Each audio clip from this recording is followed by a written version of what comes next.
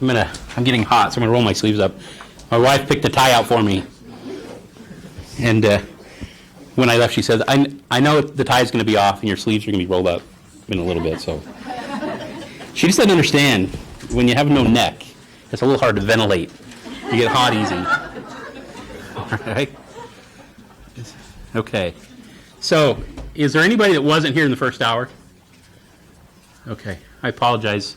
I'm going to go back one slide and catch you up a little bit. So what we reviewed in the first hour is only like those really bad 30-minute TV shows where after every commercial they redo everything that you're just like, oh. Anyway, so I'll try not to be a bad TV show. We talked about an attachment cycle that produces a level of emotional regulation and resilience that comes through primary relationships. We ended with how that gets disrupted in the attachment system and how it can overwhelm and flood that attachment system until it shuts down. And that attachment interruption has many forms. And I just want to review some of those. The obvious, right? The obvious is abuse or neglect. You can imagine if I grow up in a home where I get beat every Friday night when Dad comes home from work, it won't take long for that instinctual mechanism of reaching out to get muted, to build mistrust in others. When the people who love me are supposed to care for me begin to hurt me, then that system starts to shut down. We mentioned before that the system still activates, but it pulls back quickly. Also, neglect does this. And even my goal is to really de-vilify a lot of this. Certainly, an abusive father we could villainize a little bit, but even then there's a story behind that. And neglect scenarios, if you take even just a single-parent home where the mom works 3 jobs to make a living, and when that boy falls out of a tree and scrapes his knee, right, he knows nobody's in the house. He just sits behind the tree and cries, right? And so these attachment interruption mechanisms have all forms. One we see often is just a shaming mechanism. We grow up in a moralistic, overly moralistic, I'll say, environment where there's a great deal of perfectionism and shame around mistakes. And I would say in the simplest form, this attachment interruption comes in this method, is that when I feel like mistakes are not allowed, then I become restrictive emotionally. I hold back, right? And so this could be religious shame. It could be any other kind of shame. I had a client who, when he would do something wrong at home, his dad's favorite punishment was to make him wear something ridiculous and take him to school. And he would walk him into the school to make sure he wouldn't take it off, right? And this was his favorite form of punishment. And otherwise, the dad wasn't that bad of a guy, you know, but he just thought this was somehow, the kid was too worried about what people thought, and so he was going to cure this particular ill. The other obvious mechanism we see that creates this attachment interruption story is early exposure. So if I'm 10 years old, and this actually, half of this happened to me. If I'm 10 years old and my older brother's best friend gets me high, you know, there's a big interruption there. The neuromechanisms that Perry talks about, the level of dopamine I'm supposed to feel through loving relationship, it doesn't even come close to what a drug might produce. Like meth, for example, is 1,500 on the dopamine scale, whereas even healthy, appropriate sex is at about 150 on the dopamine scale. If you imagine a hug from a mom is nice, and it registered in our brain appropriately, unless we have some early exposure to drugs or pornography or to other things like that. The other element is severity, is that if I grow up in a home where no, I'm not really abused, but there's lots of severity, lots of intensity, lots of yelling, lots of screaming, right? I think it's, there's a condition that they call hyperorbital trauma. Comes from kids who grow up in this highly intense environments where anything other than that seems like an understimulation. So this attachment interruption always comes in the form of an implicit story. I can't tell you how many men are so, it is to their character that they argue with me about, no, my parents were good parents. I can't blame my parents. Absolutely. I understand that. Right? And I'm not trying to vilify them. I'm trying to understand how your nervous system got so blunted when it comes to relationships. My what to what? Right? And so we make it physiologic. We talk about it empathically. But so there's many conditions that can produce this attachment interruption that overtakes the attachment system. And the irony is that even if there's no explicit interruption, but let's say I'm at my neighbor's and he introduces me to porn when I'm 6, right? The event itself interrupts. It may not be, I'm not doing it because I was abused in this moment, but the experience is interrupting the neural mechanisms which I would otherwise experience emotional connection with other. So later when I'm in distress, what does my brain tell me? Dopamine 150, dopamine 250. What does it tell me? First thing in my mind is what's the easiest and most intense, right? So that interruption story thoroughly gets us here now to part 2, where we're going to talk about the new system that evolves when those implicit attachment structures are blocked, and literally blocked. So the tension is still present, right? It still creates tension. But the first step is isolation.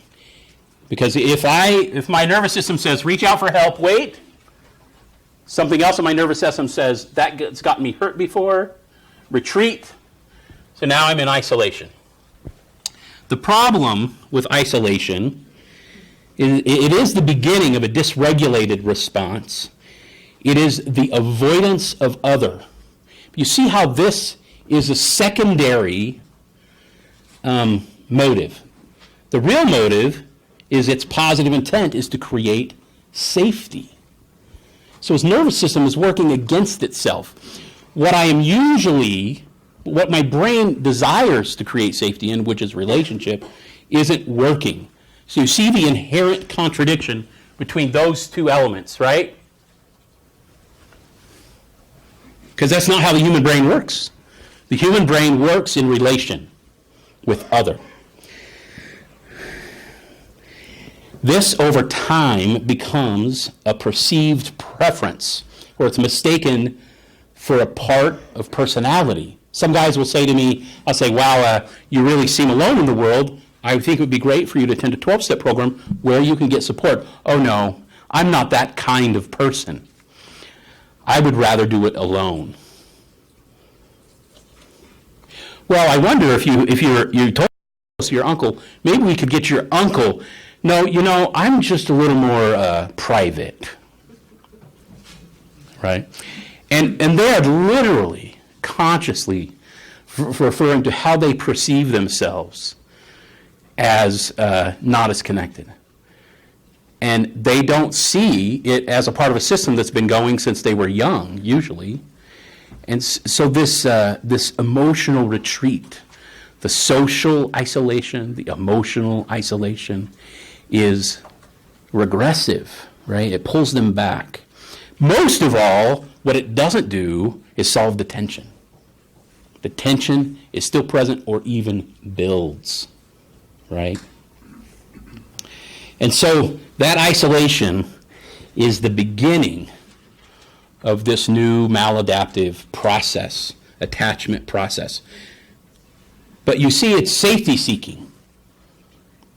That's this unconscious, positive intent, pushing for safety, always wishing it could be connected, but another piece of the system not allowing it. The next part of that is compensatory behaviors. So compensatory behaviors is something that describes the developmental stage with which an individual begins to experiment with how to relieve tension. Now, there's a lot of healthy ways to relieve tension, right? We go for a run, or we exercise. People do that, right? And we do things that do that. But imagine a 10-year-old. What's a 10-year-old who lives in an emotionally disconnected, abusive home? What's he likely to do to relieve tension? TV, video games, phone, internet, right? And so these compensatory behaviors are the seeking now of objects versus other to regulate tension. This is the differentiating factor between the new system. I want to go back. Between the new system and the old, this system is other focused. The new system, object focused, right? And so video games, internet, porn, drugs, smoke marijuana for the first time at 14, drink alcohol for the first time with friends at 16. But you see is this experimental, almost cultural pathway to how to manage tension, how to physiologically produce relief.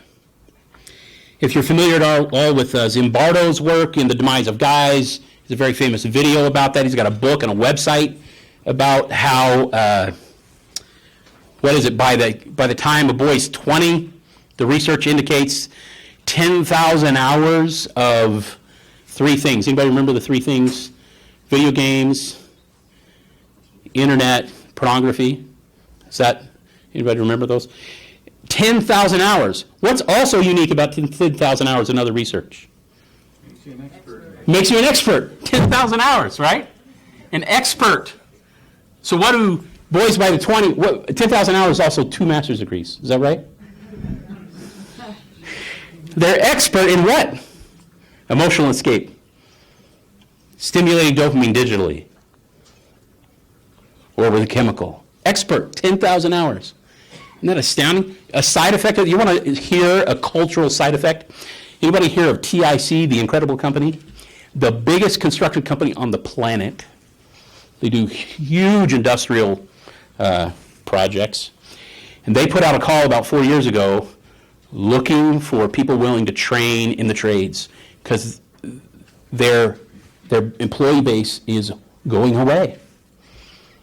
Because boys aren't in the garage tinkering with dad, becoming alive mechanically. Boys aren't out building stuff in the barn. They are behind a computer screen, right? They're playing video games. And they can't, their business is to sell labor. That's what they do. They put out this call, and I saw that, and I thought, that's because of the demise of guys, right? And Zimbardo talks about now in today's academic statistics, women outscore men in every academic area now. More women engage master's degrees by 2 to 1 almost now. It's these amazing shift of what it used to be. And wonderful for women, but that's not the point. The point is what is happening to men, right? And these things are not just affecting men either. It is, it's evolving. So our culture almost provides these easy avenues for tension relief. My favorite, I have another presentation where I show a diagram of iPod and iTouch sales for Apple. 2004 to 6, I think, they sold some 10 million of those. But you know what was significant about a nice touch? Was parents, I bought one for my kid, I remember. It was full internet. Absolute full internet, the way a phone is. And they give them to their kids thinking it's just a toy, not understanding that now when we're going to put our computer in the living room because that's safe, that's what we're doing, so we can see what you're doing, and here's an iTouch for Christmas so that they can take in their bedroom and to the bathroom and carry on their body all the time. But parents, they didn't realize or know what was happening. I tell people probably 85% of my clients that are under 35 started their porn addiction by porn provided by their parents. Implicitly, right? The parents didn't realize they were providing it, but that's where they got it. Full internet in their home. So, and when we do that treatment, when we do porn treatment with kids, the first thing we don't say as the parents is, you got to stop the flow of internet in your house. We talk about all these other things, right? We don't talk about protection. So you see how easy it is to find objects that will provide stimulus in our culture, and in many cultures. So as that evolves, as an individual is compensating with objects, they start to have this relationship with objects that are how they reduce tension, evolves into addictive and compulsive patterns. Compulsive patterns reduce pain, addictive patterns increase pleasure, and the patterns start to build in redundancy.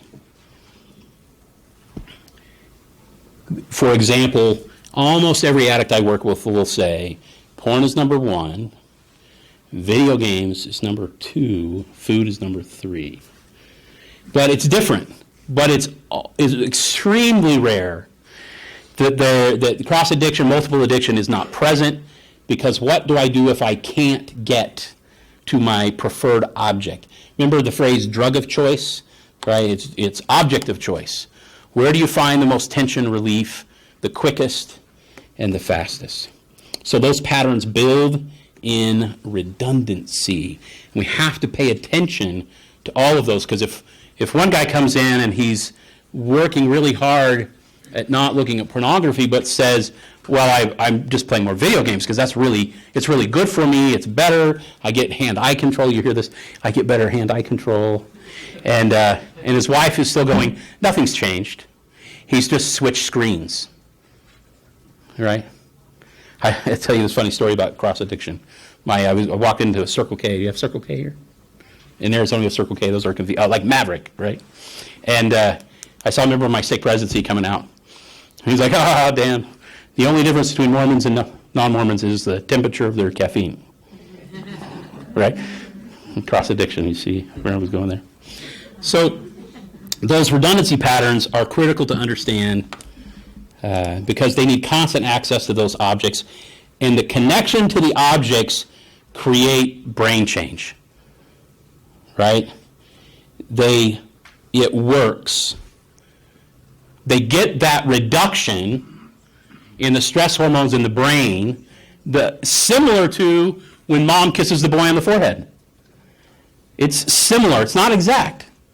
It's almost more intense. There'll be more dopamine present, but it's shorter-lived. In the attachment model, that kiss on the forehead builds in resiliency. It lasts for a long period of time in my life. And those events layer over each other. In this model, I have to be in constant contact with the object. Because what do guys say, what do individuals say as soon as they're done looking at pornography? They feel like crap, right?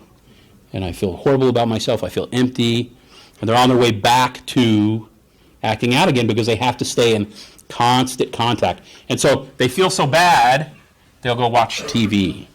They'll go play a video game, right? And they're getting this constant stream of dopamine. The brain change is critical. We talked about Cohen's work in the hand-holding experiment because he talks about the very same structures of the brain that regulate relationship are the same structures of the brain that regulate pleasure. So when that brain change happens, Hilton talks about the saliency, the meaning of the behavior becomes much more intense to us. It's much brighter in our brain. We see it clearer, more vividly. We're driven, right? But the temporariness, we crash. And it literally then produces an emotional frailty, the exact opposite of that emotional resiliency. And the frailty is the embodiment of emotional dysregulation, right? It dumps us right back into that stress mode, deep irritability, unable to do hard things, increased tension, back to the beginning of the cycle with increased desperation. Literally the capacity to do hard things. Procrastination skyrockets, right? Self-worth plummets. This is the real cathartic crisis, this moment, right, where the individual really believes the shame-based attachment interruption when they go from, I made a mistake to I am a mistake. It's thorough. It's now in the nervous system. It's now implicit. It lives there all the time, where my instant responses reflect it even. And that's when guys are really in the throes of the addiction.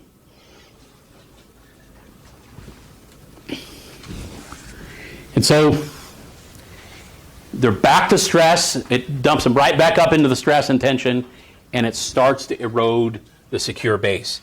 The idea that I can do a hard thing. The idea that making a mistake and connecting with somebody through that mistake, it all goes away. The confidence we experience from emotional resilience starts to erode. And this is often when we get them in a session for the first time. Wife has dragged them there often. Often treatment's initiated by the wife who recognizes that he's not able to help himself. And he either defensively agrees or degrees in shame and self-loathing. Either way. But if you listen closely, he's agreeing with her. Because not because of all the negativity, but because he's truly alone. People are around him, but neurologically, he's alone. He can't feel them, right? He thinks he can. He doesn't understand what's wrong, but he's not making those implicit connections because of the brain change, because of the behavior, because of the overstimulation, because of the beliefs about himself in this very pathetic state. And I say that descriptively, not insultingly. And so great pain is here because of loneliness.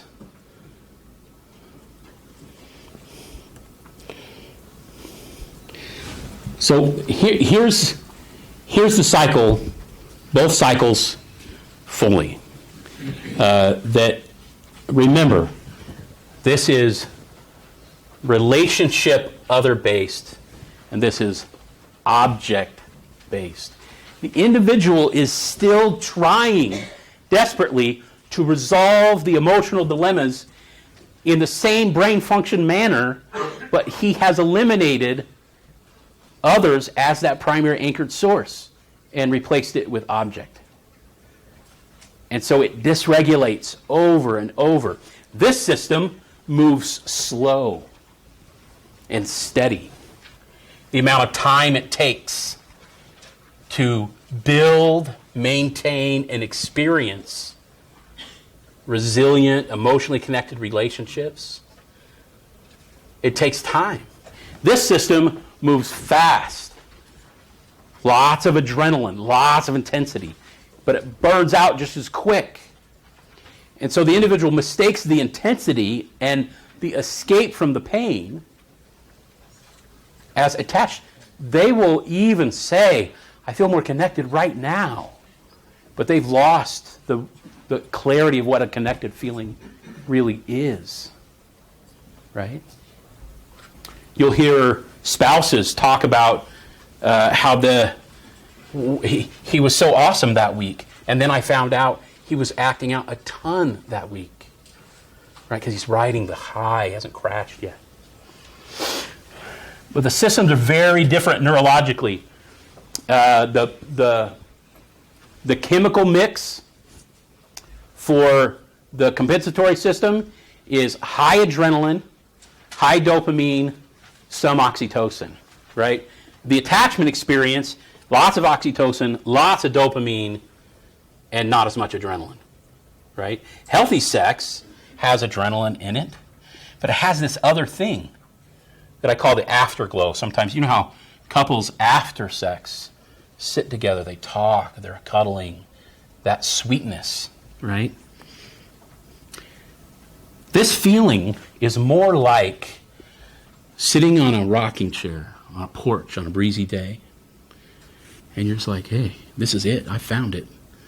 Leave me alone. Kill me now. This is it. I don't want anything more, right?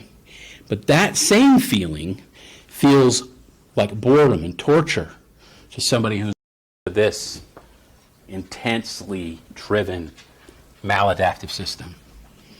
They don't recognize the sweetness that comes from closeness.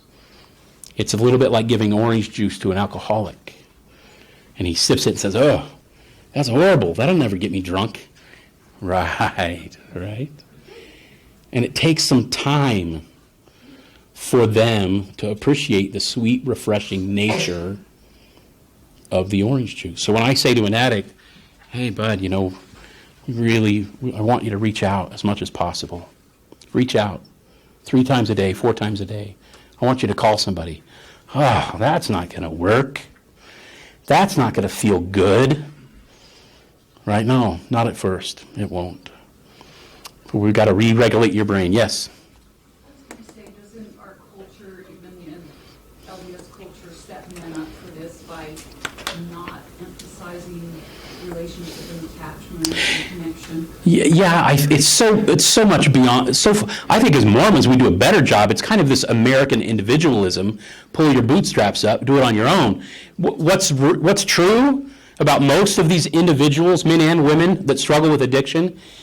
Every other area of their life, their fortitude, their individual effort has worked. It's made them successful. And so they don't understand why it's not working now.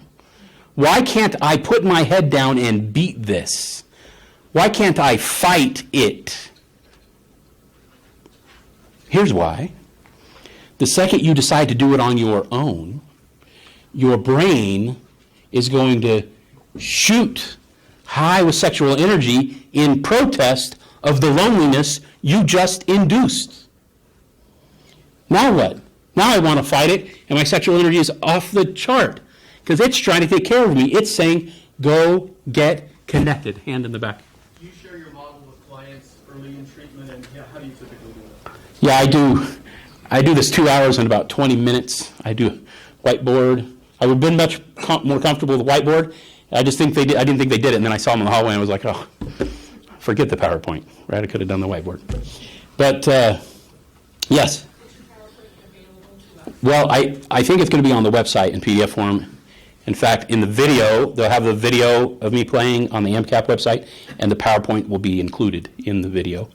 So you'll be able to see it all. Yeah. Seems to me, though, that maybe we're not considering the entire picture here, because you say that in every other area they've been individually successful, but if you really look at it, whether they've been successful in their business or in their profession or whatever, they've actually done it with other people. Correct. That's true. To negotiate those relationships. Absolutely. You can build on that. Absolutely. You can use those mechanisms where they've been successful, help them see where they haven't done it just alone, right?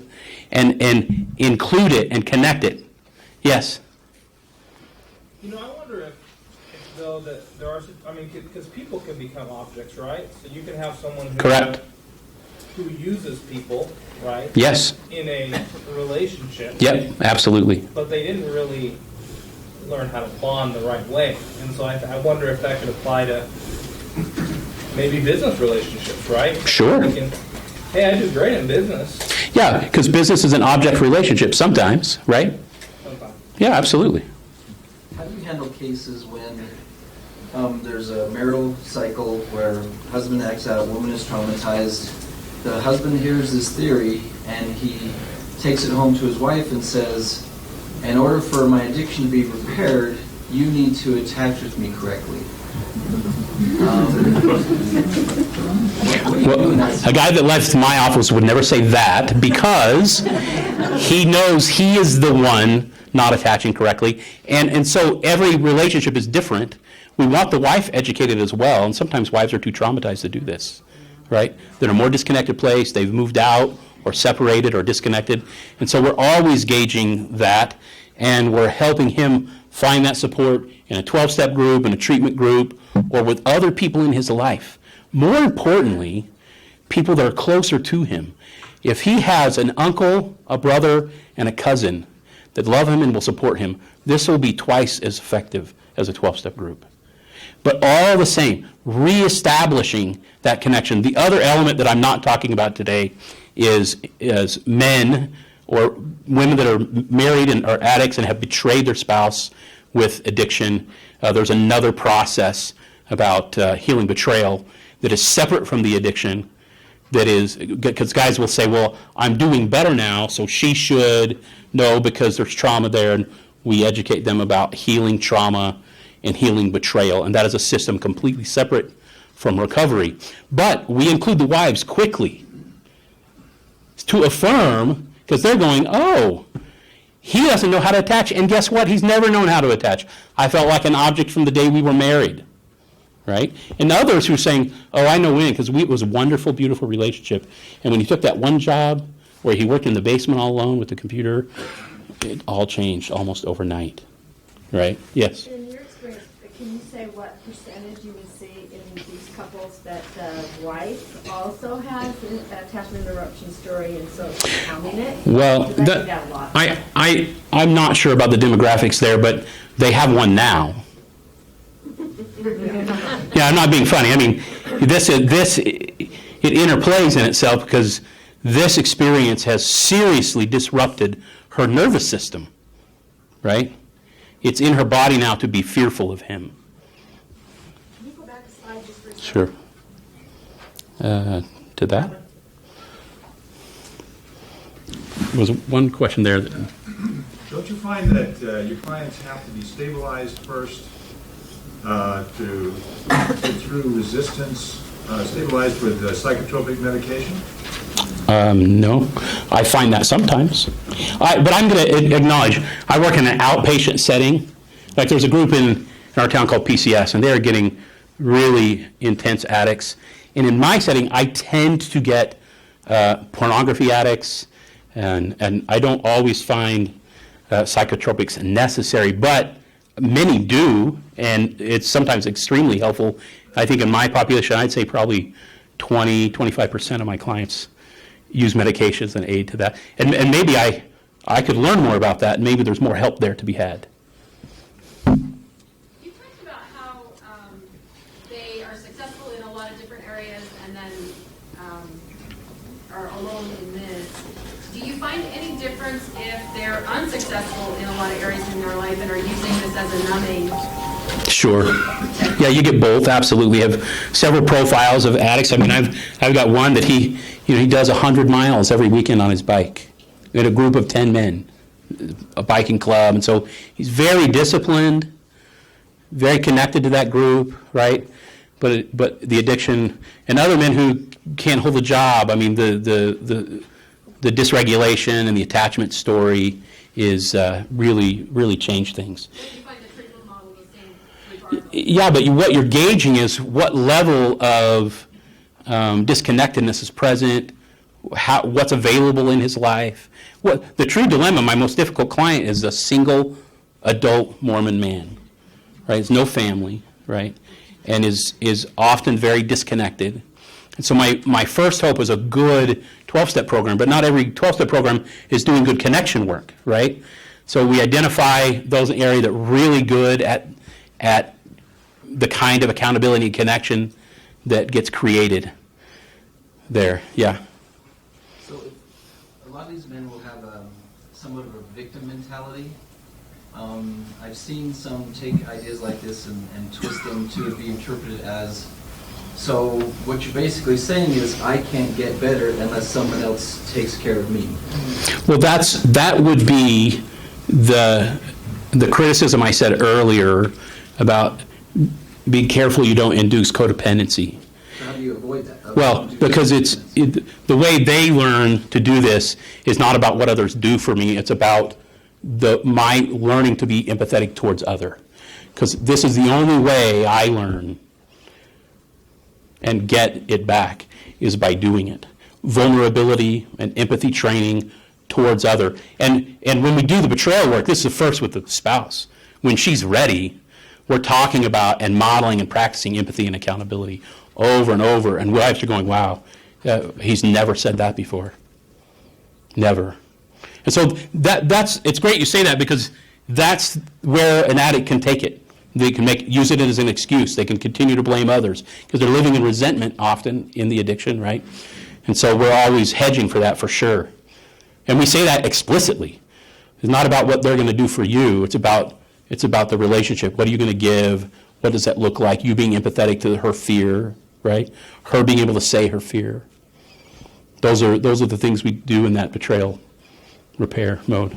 So you described what ideally happens with the other-centered response. You described kind of what happens when things get interrupted. Are you going to describe the repair process? Yeah, so I'm going to run through the clinical implications and some of the things that are necessary to manage that. So I want to say there's no ideal. Every client is very different, right? We know that neurology is the same. We're created very similarly in terms of our need for connection, right? And so when guys say, well, I don't want to do that, we're helping them discover why. So here are the treatment implications. First and foremost, we have to devise, build, create, and it's different for every client, a pathway to connection. They have to see this as the primary goal. This is not just about control, right? It's about connection. If you've read Johann Hari's book, you might recognize that phrase. We have to identify the attachment interruption story. Now, this is critical. Identifying the story is often difficult. The client is often resistant to the story because it's usually a part of their character not to blame others. This comes from a good place. I don't want to blame, and I'm joining them. I don't want to blame others either. But there's two parts to identifying that attachment interruption story. One, we need it for the insight. We need it for them to understand what's happening, what they've missed, or when they missed it, or the perception of what they missed. So it provides insight for the coming connection work. The other piece is that will highlight trauma. How much of attachment injury is present. My mild suggestion that they call their brother and talk about their sexual feelings every day is going to go nowhere if I don't understand what level of traumatic injury is present. And then sometimes we break out there and do some trauma work, some EMDR, or some body work, or some other things to, or I like the narrative approach, but you got to do some trauma work there. And it's not as succinct. There's no perfect outline for every client. Right? You're watching what are the attachment interruptions and how do we overcome that. And we'll talk more about that process. We have to confronting isolation becomes critical. Identifying when I pull away and how. Because I can do it on the phone with my wife, or I can go into my man cave and lock the door. I can keep talking and emotionally disconnect, right? It's about the emotional isolation, that physical isolation, and identifying it and confronting it. Engaging others. This new process of engagement is threatening to them. To talk about this feeling and others. Managing access to compensatory objects. This is critical. It is amazing to me how little we say that you can't have that in your life. You can, like the way an alcoholic, he knows, I can't have it in the fridge, I can't have it under my bed, and I can't go to the bar with my friends. I can't do that. I will drink, right? And it's so infrequently do we do this with pornography. Well, because we just decide it's too difficult. We can't get away from it. And here's my favorite rationalization. Well, if I really want it, I can get it. So, therefore, I'll do nothing to restrict my access. Well, imagine if this was heroin. This is just ridiculous, right? If a man was a heroin addict and said to his wife, look, if I really want it, I'll get it. So what I'm going to do is I'm going to go buy some. I'm going to put it up on top of the fridge and in the closet. Because I could get it if I wanted it. Well, this is just it's nonsense, right? And so it's not an easy thing, but we have to confront to what extent can we help protect him, right, from access to those compensatory objects that are his objects of choice. This piece, I think, to the question earlier, empathy and vulnerability training and practice. Empathy and vulnerability training and practice, and you should have models for those. There's great methods for that. The Helen Reese, I think, stuff, and the vulnerability work, Brene Brown. We're identifying addictive and compulsive patterns, and we're telling the story of how the patterns spin out of control. This is the narrative work about seeing how they got lost, how they got disconnected. Feel and recognize connection with others, with self, and with God. I'm going to tell you a story about this one. Had a 25-year-old post-mission Mormon boy, struggled a little bit before his mission, came home, really got into it, and was with me, and we were working on it. He was doing fairly well. His dad was a great support, so I had him bring, Dad was coming to sessions. We were working on how to respond to sexual urges, what to do, and how to make a connection.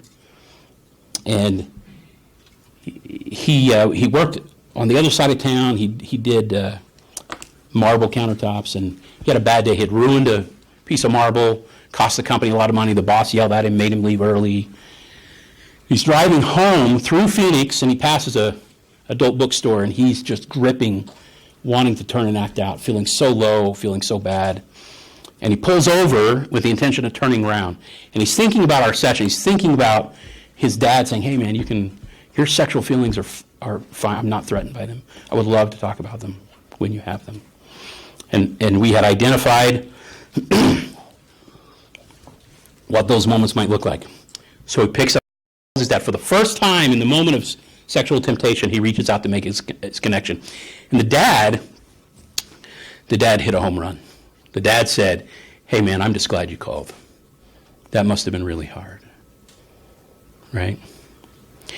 And then they went on to talk about other things. And within 3 minutes, he said, I was laughing about something with my dad, and in my mind's eye, I kind of looked down at my body in the middle of the laugh. And what I realized was the tension was gone. He said, I still felt the sexual feeling, but that compulsive urge had broke down because of the connection. And it was the beginning of a new coping mechanism. It was the first time he had called somebody in the middle of a sexual urge. So feel and recognize connection with others, self, and God. And then resilience, training, and practice. Responding to difficult moments. Now look, I am really advocating for an expulsion of the old behavioral system. I am well aware that in some moments our fight is necessary, but I tell guys the fight is only to get you to connection. Connection is where the real healing is. That's where you'll feel real neurologic shift, by not living a lifestyle of isolation. So these treatment implications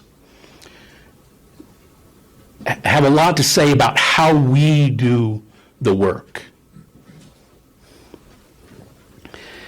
And not to overquote Alan Shore, I only have one more. It says, ultimately, psychotherapy needs to be very personal and experience near. I love this phrase, experience near. The work involves a revelation of not the social self, but the private, subjective self to an empathetic other. This self-revelation involves both conscious and unconscious aspects of the personality. We are sometimes, not always, we are sometimes the first empathetic other they have experienced in a long time. And because we have the safety of a therapy environment where their behaviors don't hurt us, we can begin to model the kind of vulnerability and empathy they need to experience for themselves. Grandparents. Yes.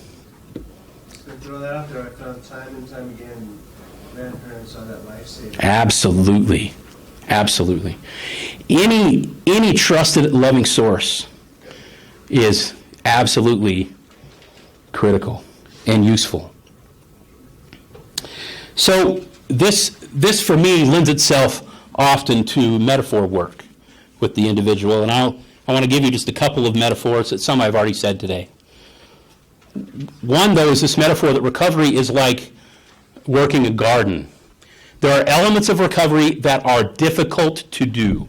Weed pulling, for example. When you grow a garden, if you don't pull weeds, the weeds will choke the garden, right? And the elements of recovery that are like weed pulling are the thought stopping I experience, the managing of my access to those behaviors, dealing with triggers. This immediate responsive, difficult work is like weed pulling. But if all I ever do in my garden is pull weeds, I won't be a gardener very long, because unless I taste the fruit of the garden, I will become unmotivated over time. So if all of my recovery work is weed pulling, I will only last so long, because my hands will not have enough callus on it to keep pulling those weeds. But the fruit is the empathetic training, the connection with others, the vulnerability that creates this implicit empathy and connectedness. Because when guys start to feel, when women and addicts and individuals start to feel that sweet, refreshing nature of connection, they start to recognize what they really want. Yeah? How would you adapt this if you introduced Asperger's syndrome into it? Wow, that's a game changer, right? These are very difficult clients where masturbation itself is primarily anxiety-reducing element, and their ability to connect. And I acknowledge my frustration and difficulty helping those individuals make connections. It is very, very difficult work. I can't even begin to respond to that appropriately.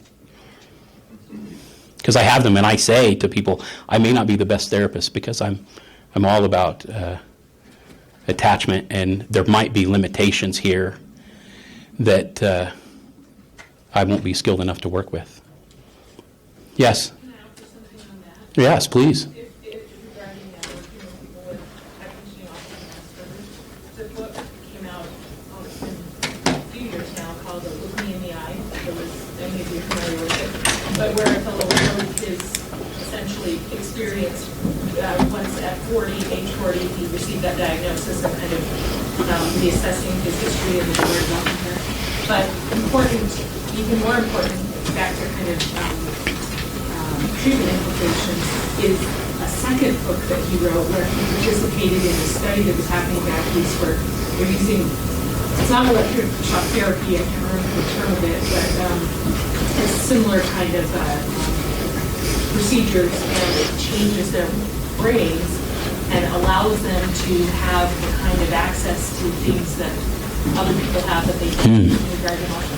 It's not permanent, but it does give you a lot of insight into better insight. Was it neurofeedback? Was it a form of neurofeedback? No, it's not. It's electroshock therapy. It's just that not Interesting. kind of it's targeted to certain areas in the brain, right? And it's really it's not a treatment model, Right.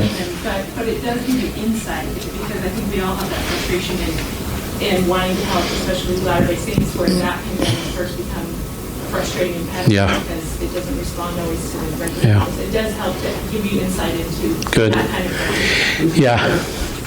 The first book is called Look Me in the Eye, and it's the author's last name is Robinson. And it's his second book, which I'm sorry I can't Look Me in the Eye is the name of the book. The second book is what gives you a lot more of that scientific foundation of understanding better, and then getting that feedback and response is kind of life-changing. I mean, I think we're all in the process of trying to figure out Absolutely. how do we create these models. And you have to do that. I had one client that was very, very high on the spectrum, but high functioning, and his parents were older, and they kept bringing him to me for masturbation issues, but he couldn't work, and I kept saying to his parents, look, there's bigger issues here than the masturbation. I get that that's an issue, but you are older, what are you going to do with his life? What's he going to do? They found a program here in Utah that was a fantastic community. It was like an RTC, but it's a community of people with developmental delays, disabilities, that was very great. And I talked to him after he was there. He loved it. Lots of collaborative work assignments and activities. Really good. Very, very difficult clientele. What? Yeah. Oh, no, I don't. I don't remember. I thought you were going to give it to me. Yeah. It sounds like you developed this model, as mostly a response to men with sexual addiction, but it occurs to me, as I'm looking through the model on both sides, that it could certainly be applied to other things as well, because certainly sexual addicts are the only ones that retreat to isolation when those absolutely. Injuries happen. So, I think more commonly men do turn to sexual addiction. Women more commonly turn to depression, absolutely, anxiety, self-harm, those kind of things. Right. And the process you've laid out so beautifully, I think. Well, the implications of attachment theory are vast in what they do. I'm absolutely just talking about 2, 3 in the back. I've only got a few minutes and a few more slides to cover, but go ahead. No, you've already spoke. Scenic View is the program, maybe? Yes. That sounds. I didn't remember it all, but that sounds like it was. He just found the name of that second book in regard to autism Asperger's. It's called Switched On. What appropriate titles for that population? Look Me in the Eye and Switched On. Those are great. So again, it's very helpful. Wonderful. When we get more information out to the field, okay. we'll be the ones who come up with options. Another question?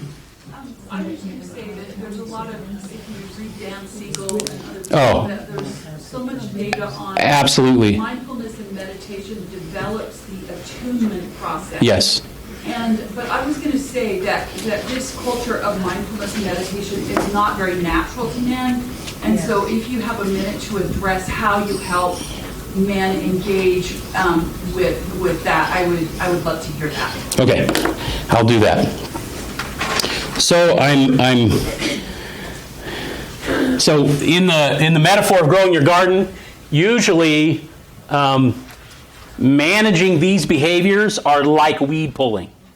They're hard work that's difficult to do, takes lots of effort, lots of planning, and it requires some grit to do. But this piece of the work is like tasting the fruit. It's like helping them recognize that sweet, refreshing taste of orange juice. And we find it bit by bit, right? We're evolving the story for every individual that suffers, helping them rediscover small moments of connectedness. How do they create it? How do they seek it out? How do they build it? And they report feeling it. They report the shift. They identify how nice it is to feel those things and how critical they are. So that piece highlights, for me, what is often, I think, misunderstood, the true nature of surrender. For the client, they think that surrender is a spiritual catharsis, that they're going to pray so hard and cry so hard and give it to God in a way that their soul is so repentant that the urge will be removed. This is the mistaken idea that they may have, and perpetuated, I think, by some that actually have very strong spiritual experiences in this process. So I'm not completely denying that can't happen. My hunch is that when it does, the individuals are already on this other path, which is this idea of humble reaching out. The surrender element for the client, though, is not that I'm going to cathar and give it to God.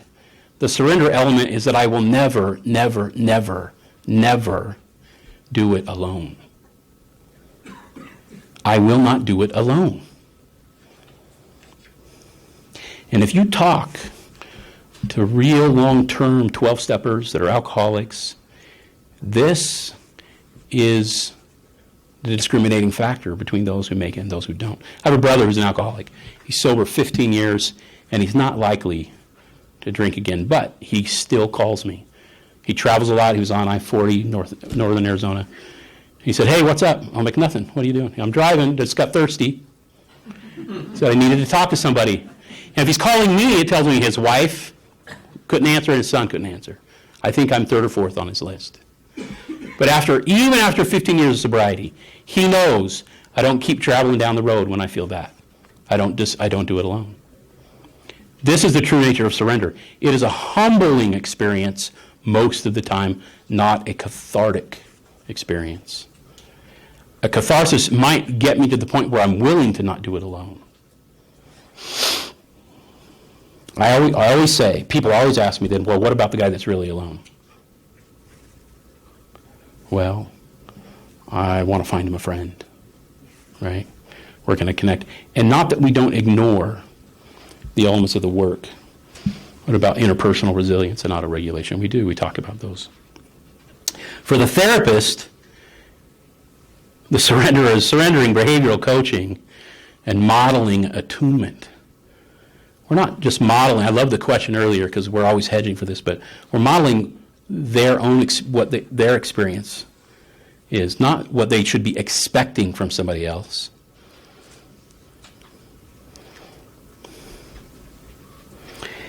It's the old model, decision versus a relationship. Control versus connection. These are the themes and metaphors. We're constantly shifting their paradigm. Here's what it often feels like, right? You see those tattoos, fear, unworthiness, self-doubt, and we're just pulling them, we're trying to pull them along. Why won't they progress? Why won't they stop?